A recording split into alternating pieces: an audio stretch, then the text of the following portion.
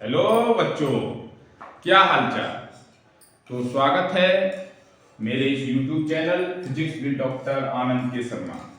सबसे पहले मैं आप सब बच्चों को बहुत बहुत धन्यवाद बोलना चाहूँगा क्योंकि आपने ज़्यादा से ज़्यादा संख्या में आकर इस चैनल को सब्सक्राइब किया और चैनल के कंटेंट को देखा। तो दोस्तों, जैसा कि आपसे मैंने वायदा किया तो मैं लेके आया हूं आपके लिए लेक्चर नंबर 2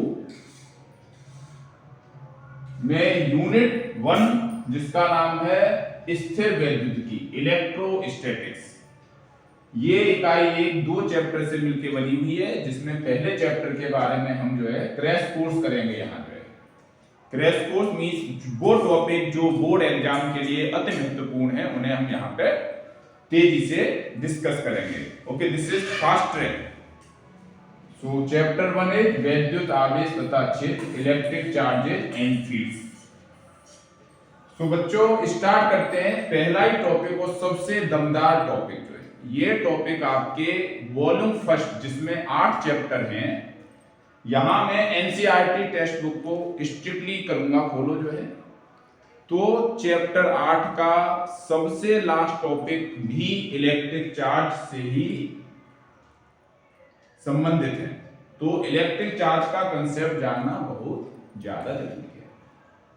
इस वॉल्यूम फर्स्ट जो आपके एग्जाम में 35 मार्क्स मतलब 50% मार्क्स की आती है, उसमें अगर आप चैप्टर 1 को बहुत अच्छे से तैयार कर लेते हैं तो चैप्टर 8 तक आपको कोई प्रॉब्लम नहीं आएगी, इस बात की मेरी गारंटी है।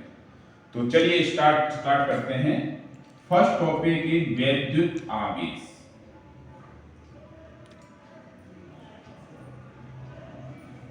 Electric charge.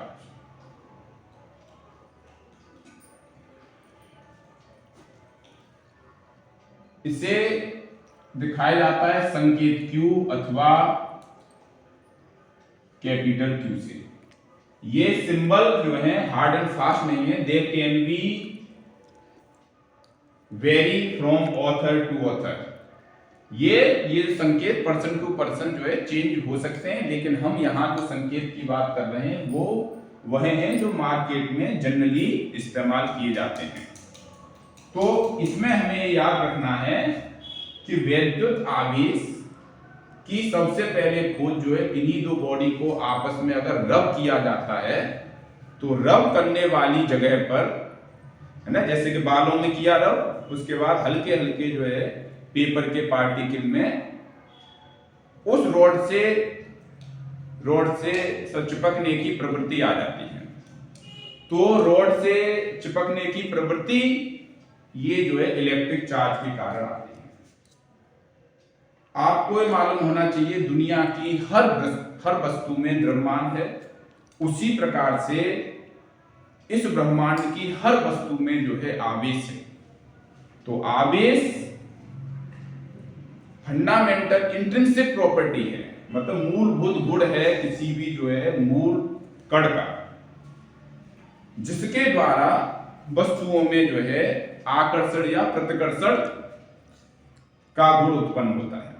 तो इसमें हमें ज्यादा कुछ नहीं जानना है, हमें जो है ये जानना है कि इसका एसआई मात्रक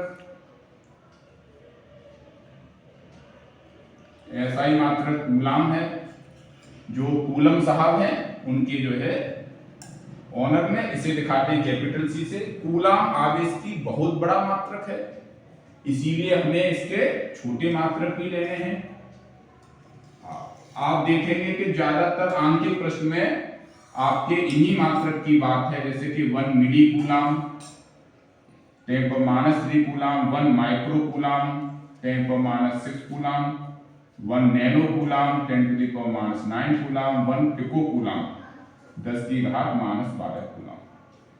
तो जब भी जो है आपका आंकिक प्रश्न आएगा, सबको आपको एक ही सिस्टम में चेंज करना है, उसका नाम है MKS और SI यूनिट्स।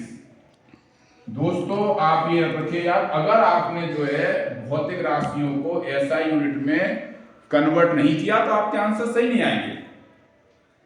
एक क्वेश्चन में आने वाली सभी भौतिक राशियों को आपको एक ही सिस्टम ऑफ यूनिट में रखना है, तभी आपके आंतरिक प्रश्न के आंसर सही आएंगे। Okay, this is very very important point. मैंने देखा है कॉपियां चेक करते वक्त जो बोर्ड की, कि जो बहुत सारे बच्चे इसमें से गलतियां करते हैं और उनके आंसर सही नहीं आते हैं। दूसरा हमें जानना है कि एक कूलाम जो बहुत बड़ा मात्रक है, इसे हम कुछ देर बाद ये कर देंगे प्रूव कि एक कूलाम जो है बहुत बड़ा मात्रक क्यों है। ये मालूम होना चाहिए हर एक जो है भौतिक राशि, ये जो है आपके कोर्स की पहली भौतिक राशि है, सबसे दमदार भौतिक राशि है। आपको ये मालूम होना चाहिए कि सब विद्युत आवेश का नेचर क्या है, प्रकृति क्या है। ये एक जो है ये एक स्केलर फिजिकल क्वांटिटी है, अदिश भौतिक राशि है।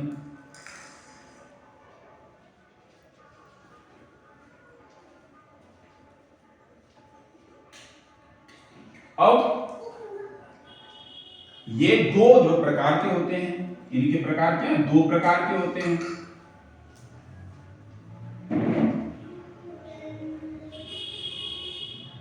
बेसिकली क्या हुआ, जब दो वस्तुएं आपस में रब दी तो वस्तुओं में जो लूजली बाउंड इलेक्ट्रॉन हैं वो एक दूसरे से ट्रांसफर हो गए। कहने का मीन्स अगर बॉडी ए, ये बॉडी बी, ए से एक इलेक्ट्रॉन बी पर जा रहा है तो इस बॉडी ए पे जो है मतलब इलेक्ट्रॉनों की कमी होगी। इलेक्ट्रॉन की कमी हो जाती है, जहां भी जिस बॉडी पर इलेक्ट्रॉन की कमी हो जाएगी उसे हम बोल देंगे धन आवेशित। जैसे बॉडी ए पॉजिटिव चार्ज, और जिस बॉडी पे बॉडी बी पे इलेक्ट्रॉनों की अधिकता हो गई तो यहां क्या आ जाएगा, ऋण आवेश। तो एक पॉजिटिव चार्ज और एक नेगेटिव चार्ज। अब हमें जानना है जो सबसे महत्वपूर्ण है, अब एक प्रिंसिपल आ रहा है, ओके, जिसे हम बोलते हैं स्थिर वैद्युतिकी का मूलभूत सिद्धांत। स्थिर वैद्युतिकी का मूलभूत सिद्धांत, जो कहने और सुनने में बहुत आसान है, हर कोई उसे सीख भी सकता है, लेकिन आप देखेंगे आगे आने वाले आंकिक प्रश्न में अगर वो कंसेप्ट आपसे सही से इस्तेमाल होगी तो आपके आंसर आएंगे, वरना नहीं आएंगे। देखिए क्या है, ये है कि जो है मतलब समान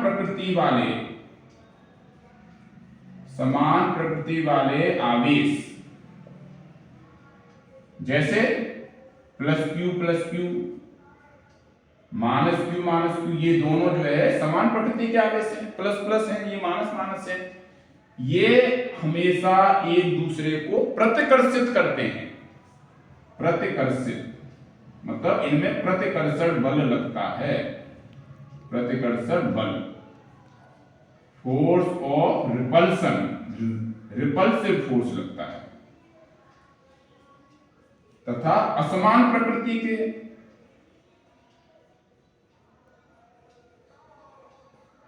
जैसे माइनस क्यू प्लस क्यू, ये दोनों असमान प्रकृति के आवेश हैं, इनमें हमेशा आकर्षण बल लगता है, ये हमेशा आपस में एक दूसरे को आकर्षित करती हैं।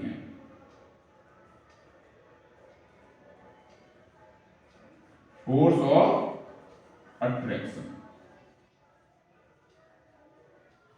ये बात कहने में और सुनने में बहुत आसान है, बट हमें जो है इसे अप्लाई करना आना चाहिए। देखेंगे हम आगे आने वाले आंकिक प्रश्न में हम इसे कैसे अप्लाई करते हैं।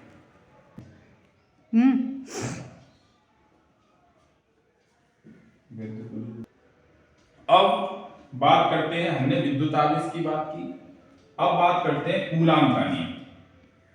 अब ये आपके चैप्टर का पहला नियम आ रहा है। कूलाम का नियम क्या है बेटा? कूलाम साहब ने जो है विद्युत बल, दो आवेशों के बीच लगने वाले विद्युत बल का क्या परिमाण होगा, क्या उसका मैग्नीट्यूड होगा, इसके लिए अपना एक सूत्र प्रतिपादित किया।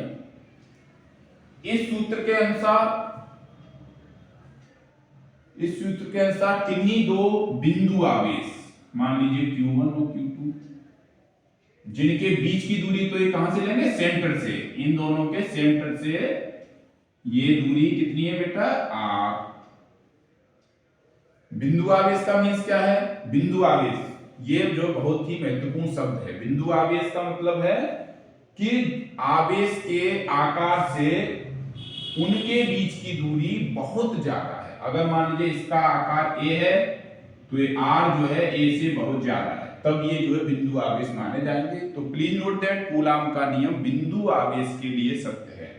तो अगर दो बिंदु आवेश q1 q2 एक दूसरे से r दूरी पर स्थित हैं, तब इनके बीच लगने वाला फोर्स, लगने वाला विद्युत बल इन दोनों आवेश के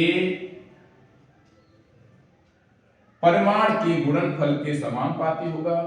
इक्वेशन नंबर 1। इसका तात्पर्य है कि अगर ये आवेश ज्यादा होंगे तो बल भी ज्यादा होगा, आवेश कम होंगे तो बल कम होगा। और जो है इनके बीच की दूरी के वर्ग के व्युत्क्रमानुपाती होगा। r की वैल्यू ज्यादा हो जाएगी, f की वैल्यू कम हो जाएगी।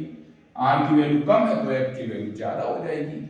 यही सब आपको जानना है। तो f directly proportional to q1 q2 over r square. अब ये वाला साइन है ना, प्रोपोर्शनली का साइन जब भी जो है बराबर में आएगा तो ये कांस्टेंट का मल्टीप्लाई होता है, q1 q2 over r square. इस कांस्टेंट को बोलते हैं कांस्टेंट ऑफ प्रोपोर्शनलिटी, जिसका वैल्यू होता है 1 ओवर 4 पाई एप्सिलॉन नॉट या एप्सिलॉन 0। तो जो है ये सूत्र हो गया f equal to 1 over 4 pi epsilon 0 q1 q2 over r square. बच्चों इसी सूत्र को कहते हैं कूलाम का नियम।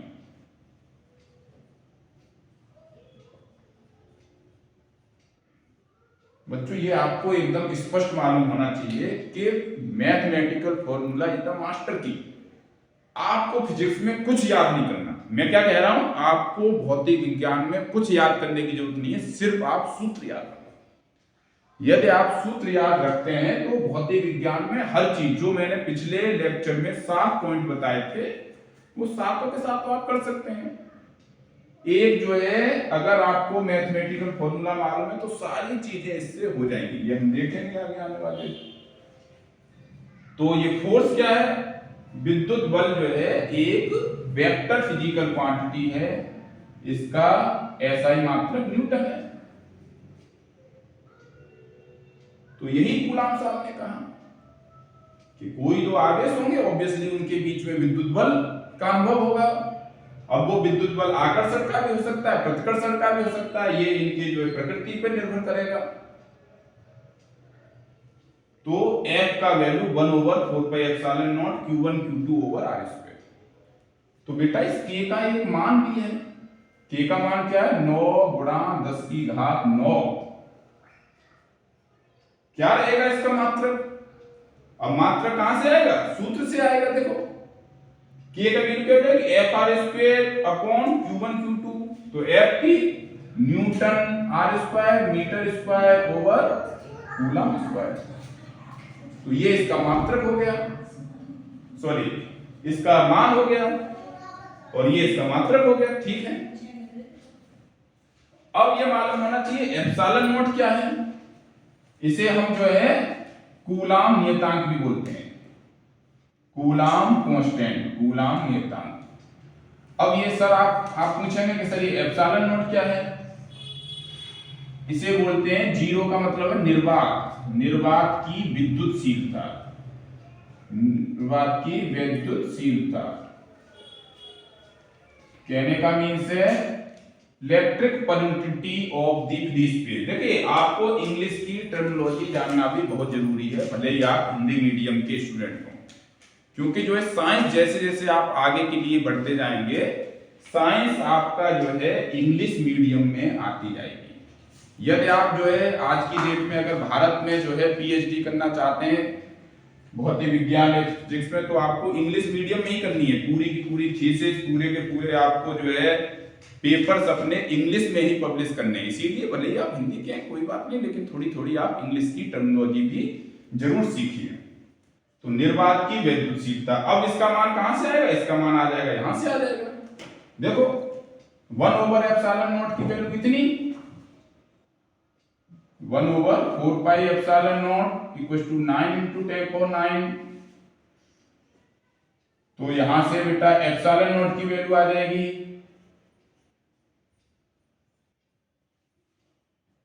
4πε0 × 9 × 10⁹ इक्वल टू 1। इसमें आप कीजिए क्रॉस मल्टीप्लिकेशन, तो ε0 की वैल्यू 1/4π × 9 × 10⁻⁹।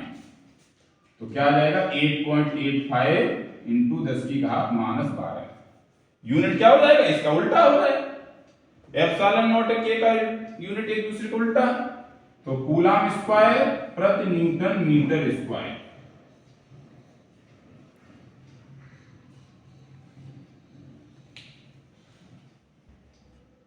तो दोस्तों आपने कूलम का नियम सीखा। अब एक पॉइंट करना है आपको नोट जो है कि अगर दो आवेश के बीच कोई भी माध्यम रखा गया है तो फोर्स पे क्या असर पड़ेगा। मान लीजिए अभी माध्यम जो है वायु या निर्वात है।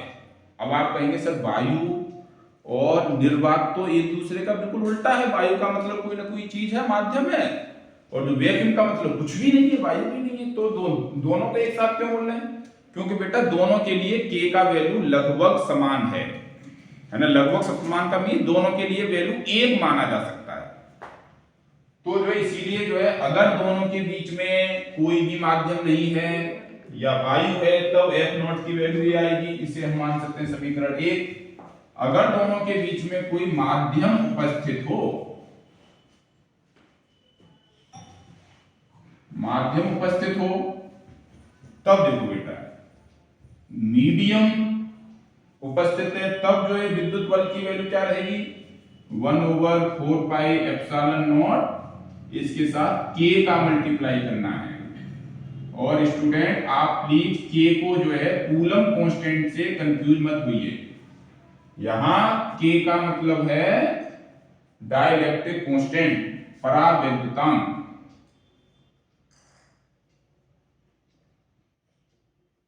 जिसका वैल्यू जो है एक रहेगा वायु या निर्वात के लिए,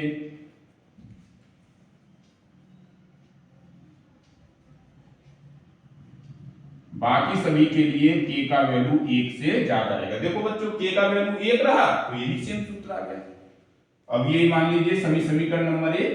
तो अब आप ये बताओ अगर जो माध्यम आ जाएगा इन दोनों आवेश के बीच में तो विद्युत बल पे क्या असर पड़ेगा, ये क्वेश्चन आता है, आप कीजिए नोट इस बात को जो है। तो अगर माध्यम रहेगा तो आप इन दोनों इक्वेशन से आप कंपैरिजन कीजिए। तो Fm = 1/k, k को छोड़ दो बाकी क्या बच गया F0। तो k का वैल्यू 1 से ज्यादा है तो Fm < F0। तो आंसर ये आ गया। क्या आया, विद्युत बल का मान घट जाएगा अगर जो है दो आवेश के बीच में कोई भी माध्यम आ जाएगा। माध्यम मान लीजिए आ गया, जल आ गया, तो जल के लिए k का वैल्यू लगभग 80 होता है, तो ये 80 टाइम्स कम हो जाएगा। अगर माध्यम जल है तो Fm की वैल्यू क्या हो जाएगी F0/80। ये सब एग्जाम में क्वेश्चन आता है। ओके, तो जो है ये आपने सीखा कि कैसे विद्युत बल का सूत्र आया, कैसे सा विद्युत बल जो माध्यम के ऊपर निर्भर करता है। अब आपको ये मालूम होना चाहिए कि विद्युत बल तो वेक्टर फिजिकल क्वांटिटी है। अगर वेक्टर है, अगर उसकी हमने डायरेक्शन की बात नहीं की तो जो है वेक्टर की बात पूरी नहीं होगी। तो अगर ये वेक्टर है तो इसकी डायरेक्शन कहां होगी, तो डायरेक्शन कहां से आएगी, ये भी सब आपके सूत्र से आएगी। अब सूत्र देखो, इसे हम जो है मान लीजिए इसी को हमें वेक्टर फॉर्म में लिखना है। तो इसे देखो F तो वेक्टर है तो वेक्टर आ गया। ये वेक्टर नहीं है, Q1 Q2 मैंने ऑलरेडी बताया वेक्टर नहीं होता। ये पोजीशन वेक्टर R वेक्टर हो सकता है, तो इसके लिए मुझे यूनिट वेक्टर एकांक सदिश का इसमें गुणा करना है, मल्टीप्लाई करना है। तो इसका मीन्स क्या हुआ कि वेक्टर F एकांक सदिश R की डायरेक्शन में है। अब आप लोगों को मालूम है एकांक सदिश का सूत्र होता है वेक्टर R/R। है ना, रख दीजिए आप यहां। तो F vector F equal to 1/4πε0 Q1 Q2 over R square vector R over R. Means ये क्या हो गया, F equal to 1/4πε0 Q1 Q2 over R cube vector R. तो अब बताओ बेटा, वेक्टर एफ के डायरेक्शन का होगा, वेक्टर आर की डायरेक्शन में वेक्टर एफ का डायरेक्शन होगा। वेक्टर आर कहां होगा, ये दोनों आवेशों को मिलाने वाली लाइन के अनुदिश, या तो इससे इस साइड में होगा या इससे इस साइड में होगा। तो जो है विद्युत बल की डायरेक्शन दो आवेशों को मिलाने वाली लाइन के अनुदिश होगा। तो बच्चों, कूलॉम का नियम F = 1/4πε0 Q1 Q2 R square. अब बच्चों इस पे आएंगे आंतरिक प्रश्न, तो है ना, तो देखिए आप इसमें ये देखिए कितनी चर राशियां हैं, एक F है, Q1 Q2 2 और एक R 3। इसकी वैल्यू ऑलरेडी आपको मालूम है।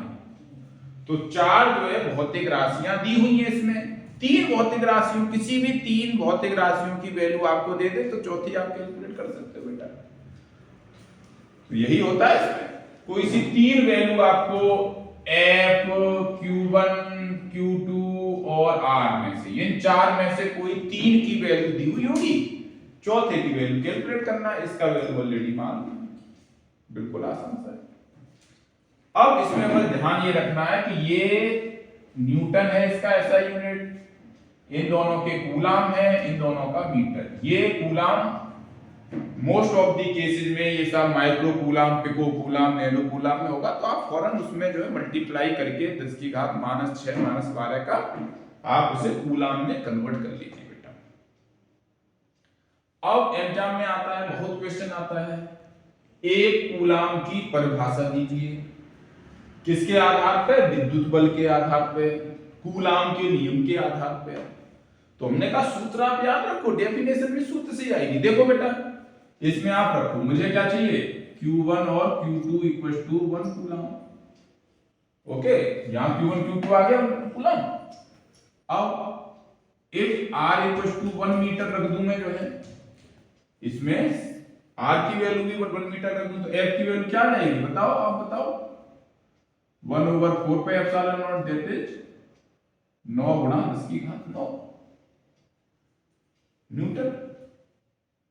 क्या मतलब है इसका बेटा, इसका मतलब यह है कि एक कूलाम कोई नई चीज नहीं है, बल्कि एक कूलाम तो वही आवेश है जो अपने से बराबर परिमाण के आवेश से 1 मीटर की दूरी पर रखें, है ना, किसमें रखें, निर्वात में रखें, तो आपस में 9 × 10⁹ न्यूटन का बल अनुभव करे। वही एक कूलाम चार्ज है। बताओ कितना आसान है। एक कूलाम वह आवेश है जो अपने से समान परिमाण के आवेश से 1 मीटर की दूरी पर निर्वात में रखने पर 9 × 10⁹ न्यूटन का विद्युत बल अनुभव करे। ओके, तो ये बेटा बहुत आता है एग्जाम में, तो आप लोगों को ये बिल्कुल क्लियर हो चुका होगा। ओके, अभी थोड़ा टाइम और है, तो मैं तेजी से आपको जो है बता देता हूं आवेश के गुण, विद्युत आवेश के गुण आप थोड़ी सी देर में आप सीख लो, विद्युत आवेश के गुण। तो विद्युत आवेश के 3 मेन गुण आपको याद रखने हैं। पहला क्या है, आवेश संरक्षण का सिद्धांत, आवेश संरक्षण का सिद्धांत।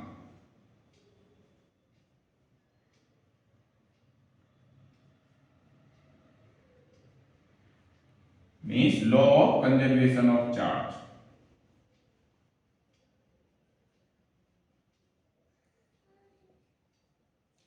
Law of conservation of electric charge means आवेश एक जो है संरक्षित भौतिक राशि है, कंजर्व फिजिकल क्वांटिटी है। कोई भी आइसोलेटेड सिस्टम होगा उसका चार्ज जो है ओके किसी भी टाइम जो ले आप क्या रहेगा, हमेशा कांस्टेंट रहेगा। मान लीजिए कोई भी सा मतलब सिस्टम है, ये जो बहुत सारे चार्जेस से मिलकर सब बना हुआ है, तो यहाँ आवेश एक पार्टिकल से दूसरे पार्टिकल पे, इस सिस्टम के एक पार्टिकल से दूसरे पार्टिकल पे ट्रांसफर हो सकता है। लेकिन एट ए टाइम अगर हम जो है इस पूरे आइसोलेटेड सिस्टम ऑफ चार्ज, मतलब इस जो है विलगित निकाय का कुल आवेश लेंगे तो हमेशा वो जो है अब नियत आएगा, कांस्टेंट आएगा। इसे ही आवेश संरक्षण का सिद्धांत कहते हैं। दूसरा है ये जो है योगात्मक भौतिक राशि है, एडिटिविटी।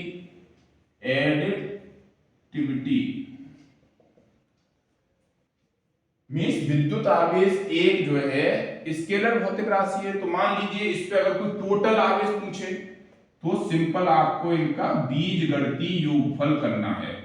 मीन्स प्लस वाले को प्लस के साथ लेना है, माइनस वाले को माइनस के साथ लेना है। इसे बोलते हैं बीजगणितीय योगफल। बीजगणितीय बेटा ये आपको आवेश, विद्युत आवेश की प्रॉब्लम करते वक्त ये आपको बहुत ध्यान रखना है कि आवेश प्लस में है तो प्लस में लेना है, नेगेटिव में नेगेटिव में लेना है। ऐसा नहीं करना कि नेगेटिव में है तब भी साहब आपने लिखा क्यों। तो इस बात का विशेष ध्यान रखेंगे। तीसरा जो सबसे महत्वपूर्ण है वो है क्वांटाइजेशन ऑफ चार्ज, आवेश का क्वांटीकरण का सिद्धांत।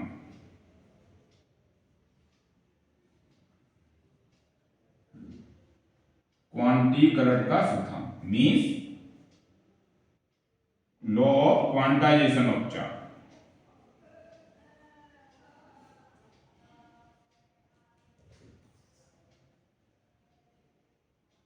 इसे आप सीखो, इस पे भी बहुत सारी प्रॉब्लम भी आती है और जो है इसका बहुत एप्लीकेशन भी है। क्वांटाइजेशन मीन्स आवेश एक क्वांटाइज भौतिक राशि है। क्वांटाइज का मीन्स क्या है बेटा, जैसे कि आप एटीएम में जाते हो, एटीएम से आप देखते हो कि एटीएम में सबसे छोटा नोट जो है 100 रुपए आ रहा है, या 100 के मल्टीपल में आएगा, 200 आएगा, 300 आएगा, 400 आएगा, 500 आएगा, लेकिन इसके बीच में नहीं आएगा, इससे छोटा नहीं आएगा। तो ये जो है आपका एटीएम की क्वांटाइज है। इसका तात्पर्य है कि जो है 100 से कम का नोट एटीएम से नहीं आ सकता, 100-200 के बीच का नहीं आ सकता, या ये कहेंगे 100 का नोट आ सकता है, 100 से ज्यादा 100 के साथ जो है 100 के साथ गुणज में आ सकता है, पूर्ण जो है अगर मतलब गुणज है तो आ सकता है। बिल्कुल सेम इसी टाइप से जो है क्वांटीकरण का सिद्धांत है। इसमें बेटा देखो मैं बोल रहा हूं मुक्त आवेश, ये आपको करना है, फ्री चार्ज के लिए है ये मुक्त आवेश। जैसे साहब आपका प्रोटॉन पे आवेश है, इलेक्ट्रॉन पे आवेश है, ये मुक्त आवेश होते हैं। तो ये मुक्त आवेश जो है क्या रहेगा, एक सबसे छोटा रहेगा और या फिर उसके जो है पूर्ण जो गुणज में रहेगा। क्यू का वैल्यू क्या रहेगी, एन ई, जहां एन का वैल्यू +-1 हो सकती है, +-2 एंड सो ऑन। तो Q = एन, एक सूत्र आ गया आपका, एक सूत्र जो कूलम का नियम आ गया था। अब ये E क्या है, देखो बेटा यहां मैं इस बता रहा हूं, यहां बता रहा हूं। E को क्या बोलते हैं, मूल आवेश, फंडामेंटल चार्ज। इसका वैल्यू होता है 1.6 × 10⁻⁻19 कूलम। देखो फिजिक्स वाले बिना मात्रा के नहीं बोलते, तो हमेशा जो है जब कोई भी वैल्यू पूछे तो आप हमेशा मात्रा के साथ बोलें। हम है ना, हम बच्चों से बोलते हैं बेटा आपका बाहर जो मतलब मैं बच्चा बोलता है 40, अब 40 क्या कुंटल मान लूं, टन मान लूं, तो 40 क्या बोलना आपको, किलोग्राम। तो हमेशा आपको जो है मात्रा के साथ बोलना होता है। तो अब देखिए जितने भी फ्री आवेश हैं, मान लीजिए सब अल्फा कण पर आवेश, अल्फा कण पर आवेश ओके, कितना होता है बेटा, प्लस में होता है और 3.2 × माइनस कूलम, है ना। देखो ये भी क्या है, ये +2 × E है। अब देखिए आप बेटा इलेक्ट्रॉन पर आवेश, इलेक्ट्रॉन का आवेश कितना होता है, -1.6 × 10⁻⁹ कूलम, क्या है, -1 × E है। तो E का पूर्ण गुणज में ही मुक्त आवेश रहेगा। ठीक है बेटा। तो अब इसके जो है बहुत सारे एप्लीकेशंस हैं, बहुत सारी जो है आंतरिक प्रश्न है इस पे भी, बहुत सारे आंतरिक प्रश्न है इस पे भी जो हम जो है चर्चा करेंगे। तो बच्चों, आवेश के क्वांटीकरण के सिद्धांत पर आंतरिक प्रश्न पूछे जाते हैं। तो इसमें देखो, आपको Q का वैल्यू नहीं मालूम, N का वैल्यू नहीं मालूम, E का वैल्यू ऑलरेडी आपको मालूम, तो कोई दो जो है इसमें चर है, किसी एक की वैल्यू देगा आपको, दूसरे की वैल्यू पूछेगा। Q की वैल्यू दे देगा, N की वैल्यू पूछेगा, N की वैल्यू दे देगा, Q की वैल्यू पूछेगा। N ये क्या है? वास्तव में N ही जो है उन इलेक्ट्रॉनों की संख्या है जो ट्रांसफर हुए हैं एक बॉडी से दूसरी बॉडी पे, उनकी संख्या। देखिए आप आंतरिक प्रश्न में आपको बताता हूं, जैसे कि एक कूलाम आवेश में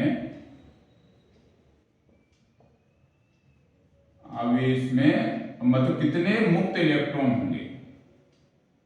ओके, कितने मुक्त इलेक्ट्रॉन होंगे? देखो क्वेश्चन, एक कूलाम आवेश में कितने मुक्त इलेक्ट्रॉन होंगे? एक कूलाम आवेश में कितने मुक्त इलेक्ट्रॉन होंगे? तो देखो Q का वैल्यू, अब पहले लिखो क्या क्या चीज दी हुई। Q दिया हुआ है, Q की वैल्यू कितनी दी है? 1, उसका मात्रक लिखो, कूलाम में दिया हुआ है। क्या पूछा है? मुक्त इलेक्ट्रॉनों की संख्या, N की वैल्यू क्या होती है? सूत्र बिल्कुल आपको स्पष्ट है, Q इक्वल टू NE, तो N की वैल्यू Q/E, Q का मान 1 और इसका 1.6 10⁻⁻19। देखो बेटा, एग्जाम में जो है कैलकुलेटर अलाउ नहीं है, 12th के बोर्ड एग्जाम में कैलकुलेटर अलाउ नहीं है, तो हमें बिना कैलकुलेटर की सहायता से कैलकुलेशन करनी है। तो उसमें आप जो है एक जो अप्रोक्सीमेट वैल्यू भी लिखे आ सकते हैं, ब्रैकेट में आप लिखते हैं साहब जैसा अप्रोक्सीमेट, तब भी एग्जामिनर आपको पूरा मार्क्स देगा।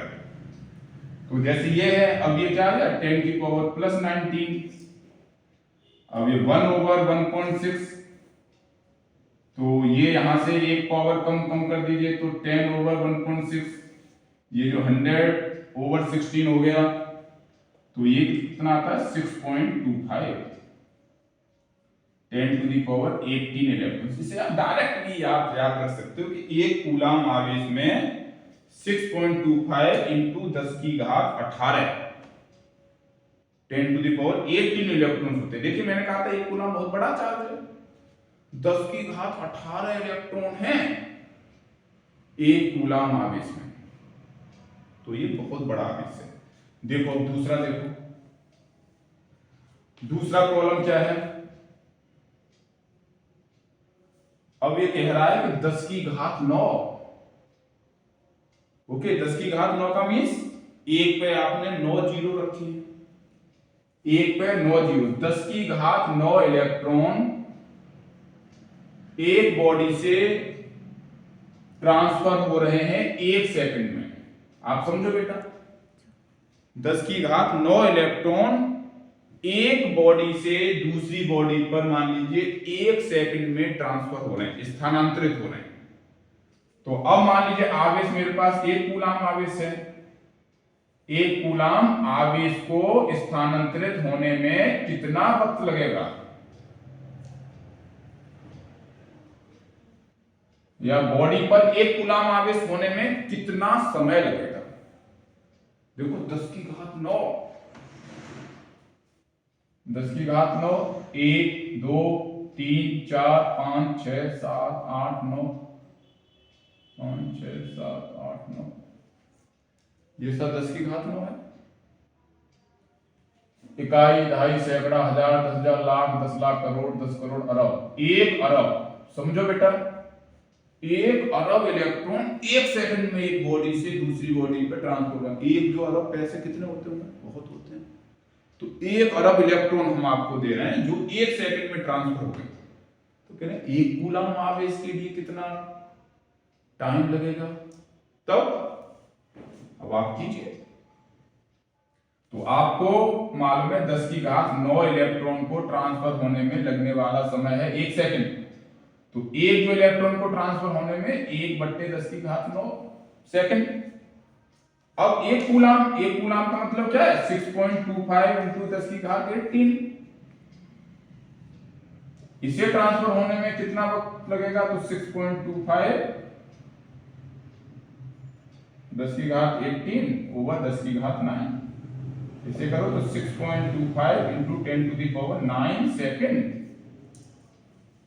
इतना सेकंड 6 पे रख दो, 9 बजे में तो 6 अरब सेकंड।